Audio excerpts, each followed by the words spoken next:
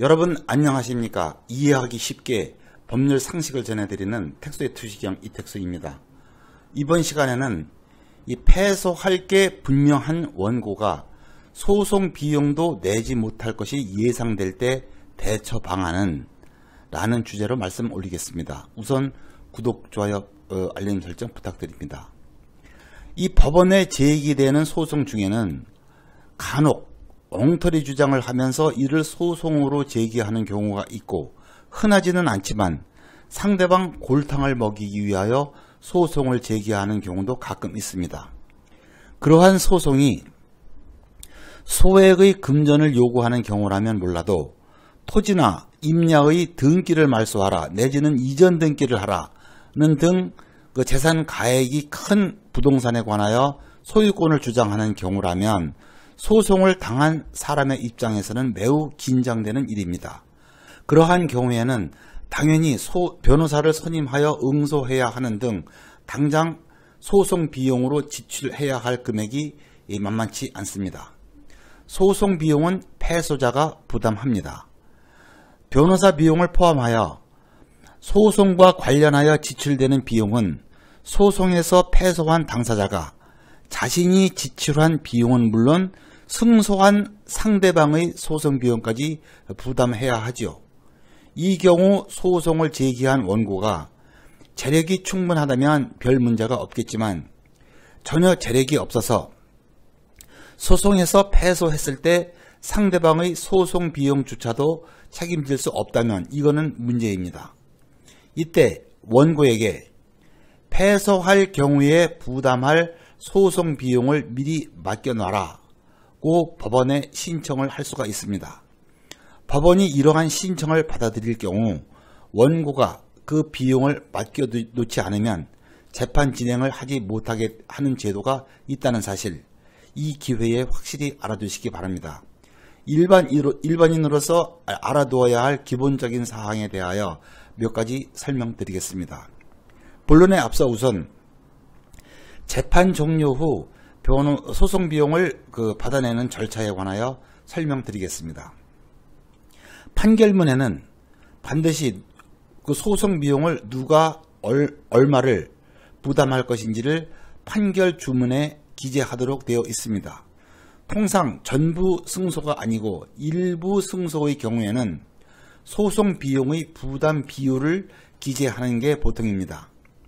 소송 비용이라고 함은 소장 접수 당시 지불하는 인지액과 우편 송달료, 재판 진행 때 그 측량감정, 신체감정, 시가감정 등 각종 감정을 하면서 지출하는 감정비, 증인이 출두한 경우 증인여비, 판사가 현장을 나가는 경우 검증비, 가장 큰 비중을 차지하는 변호사 선임비, 기타 법무사를 통한 문서 작성비 등등 그 종류가 다양하고 2심, 3심까지 갈 경우 소송 비용은 몇 천만 원이 될 수 있습니다.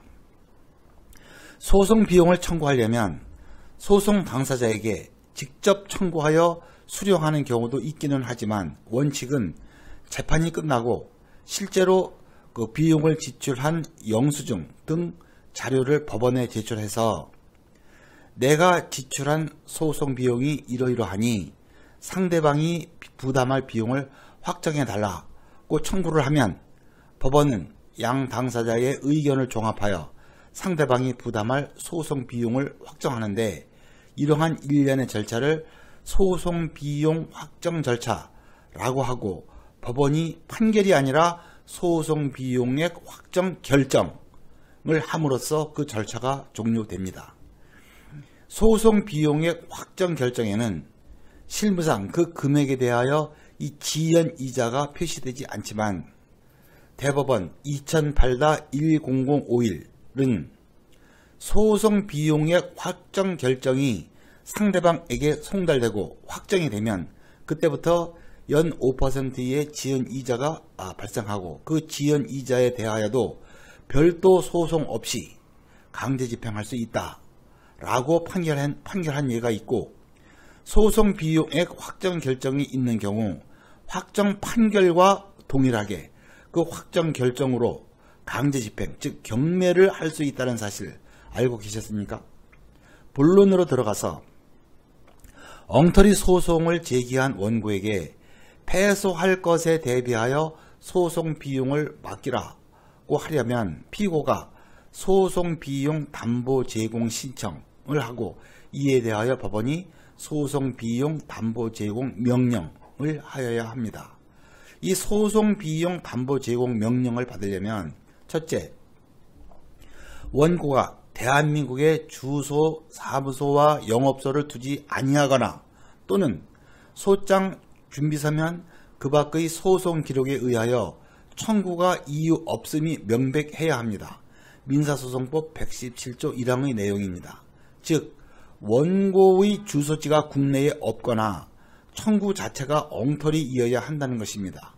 변호사까지 선임하였는데 엉터리라고 할 수 있느냐라고 하실 수 있습니다.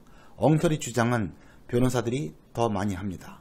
변호사 선임 여부는 전혀 영향이 없습니다. 둘째, 소송비용 담보의 제도는 피고의 이익을 보호하기 위한 것이기 때문에 이익을 향수할 피고의 신청이 있어야 합니다. 그러나 예외적으로 엉터리임이 명백하고 그런데도 피고가 담보 제공을 신청하지 않을 때 그때는 법원이 직권으로도 할 수 있습니다. 셋째, 민사소송법 118조는 담보를 제공할 사유가 있음을 알고 피고가 본안에 관하여 변론을 하거나 변론 준비 기일에서 진술한 경우에는 담보 제공을 신청하지 못한다 라고 규정하고 있습니다. 즉 엉터리 소제기를 했다고 판단될 경우 소송 비용 담보 제공 신청을 할 의도가 있으면 변론에 응하지 말고 그 담보 제공 신청에 대한 재판이 끝날 때까지 기다려야 합니다. 담보 제공을 신청한 피고는 원고가 담보를 제공할 때까지 소송에 응하지 아니할 권리가 있고 이에 대하여 법원도 피고의 의사에 반하여 재판을 진행할 수 없습니다. 넷째, 소송 비용 담보 제공 신청은 원칙적으로 1심, 이 1심에서 하여야 하는 게 원칙입니다. 그러나 항소심, 상고심, 합쳐서 상소심이라고 하죠. 이 상소심에서도 할 수 있다는 것이 대법원의 입장입니다. 즉 대법원 2017-63 결정은 이렇습니다. 상소심에서의 소송비용 담보 제공 신청은 담보 제공의 원인이 이미 제1심 또는 항소심에서 발생되어 있었음에도 신청인이 과실 없이 담보 제공을 신청할 수 없었거나 상소심에서 새로이 담보 제공의 원인이 발생한 경우에 한하여 가능하다라고 했습니다. 1심 재판 초기 단계에서는 원고의 청구가 엉터리라는 것을 몰랐는데 1심 판결로서 판사에 의하여 엉터리라는 게 밝혀질 수 있습니다. 그런데도 원고가 항소를 한 경우에는 항소심에서도 소송 비용 담보 제공 신청을 할 수 있다는 것입니다. 흔히 종중소송에서 종중이 이 각하 판결을 받은 경우에 이런 일이 많습니다.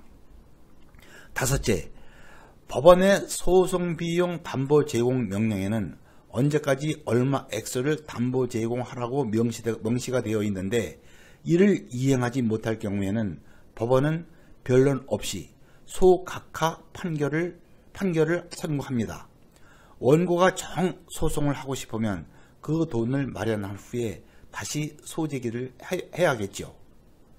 원고가 엉터리 소송을 제기했다고 생각이 되고 후에 원고가 패소할 경우 소송 비용조차 지불할 능력이 없다고 의심될 때 적극 활용하시기 바라고요.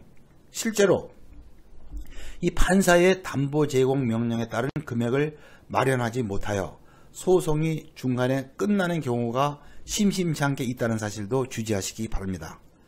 변호사가 승패에만 몰두하다 보면 이러한 소송 비용 담보 제공 제도에 대하여 간과할 수 있습니다. 그럴 경우 슬쩍 귀띔을 해주시면 되겠습니다. 끝까지 시청해 주셔서 감사하고요. 다음 더 유익한 주제로 뵙겠습니다.